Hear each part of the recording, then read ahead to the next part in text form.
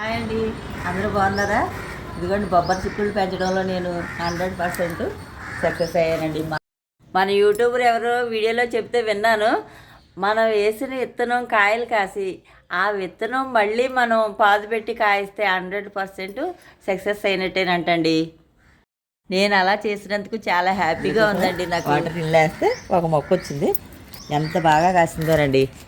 చూసారు, ఇగో ఇగో మొన్న ఈ దొండపాదు నిలువు పందిరి అనే వీడియోలో చూసారా మీరు? దొండపాదకి నిలువు పందిరి వేసినప్పుడు ఇవి కూడా దొండకాయలు చూసారా ఎంత బాగా వచ్చేసాయా? ఇగోండి, పూత, కాయలు, పిందులు. ఇక ఇంకా ఇంకో 2 లైన్లు కట్టాలి, అప్పుడు చిన్న పూత వచ్చిందండి. ఇది బొబ్బరి చిక్కుళ్ళు వస్తాయని చెప్పాను కదా, ఆకులు లేవు కానీ కాయలు చూస్తే కడుపు నిండిపోతుందండి. చూసారా కాయలు ఎంత బాగున్నాయో? దీని విత్తనం నేను వేరే చోట వేస్తే అక్కడ కూడా చక్కగా కాస్తున్నాయండి. ఎంత బాగా కాస్తున్నాయో చూపిస్తాను రండి. ఇదిగోండి, దాని విత్తనాలు ఇక్కడ వేసాను. చూసారా, ఇక్కడ వేస్తే చక్కగా కాసిందండి. ఇది నేను మీకు చూపించాలని పోయలేదు. ఇదిగో చూసారా, ఇది ఎండిపోయాయి. ఇదిగో చూసారా, ఇక కాయలు.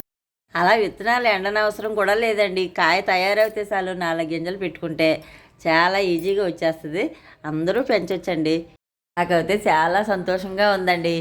వాటర్ టిన్లో వేసిన మొక్క మనం ముందు వీడియోలో కూడా చూసాం. ఆ పాదేనండి అది. చాలాసార్లు కోసి చాలా కూరలు చేశాను, ప్రతిసారి చూపించలేదు, అంతే అండి. ఇది చూసారా, ఇలా పండకపోయినా పర్వాలేదండి, కాయ తయారైపోతే చాలు. అలా గింజలు వేస్తే చాలా చక్కగా వచ్చేస్తాయి. కోసేద్దాం. ఇలా ఎక్కేస్తుంది అనమాట. బీరకాయలు కూడా చాలా బాగా కాస్తున్నాయండి. ఇదిగోండి, ఈరోజు బొబ్బరి చిక్కుళ్ళు కర్రీ అన్నమాట. అగ్గులు గారికి నాకు ఇది అందరూ ట్రై చేయండి. చాలా ఈజీగా పెంచవచ్చు, ఆనందంగా తినవచ్చు, ఆరోగ్యంగా ఉండవచ్చు. ఎంత ఆనందమేనండి. అది ఆ పాదు నేలను వేసాను కదా, ఇంకా బాగా కాస్తుందని అనుకుంటున్నాను. చూద్దామండి.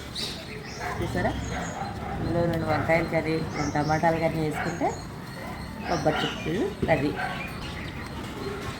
సరిపోద్దండి. చూసారా, చాలా హ్యాపీ అండి. అందరూ ట్రై చేయండి. ఎంతమంది ట్రై చేశారో కూడా చెప్పండి. వీడియో నచ్చితే లైక్ చేయండి, షేర్ చేయండి, సబ్స్క్రైబ్ చేయండి. ఓకేనా? బాయ్ అండి.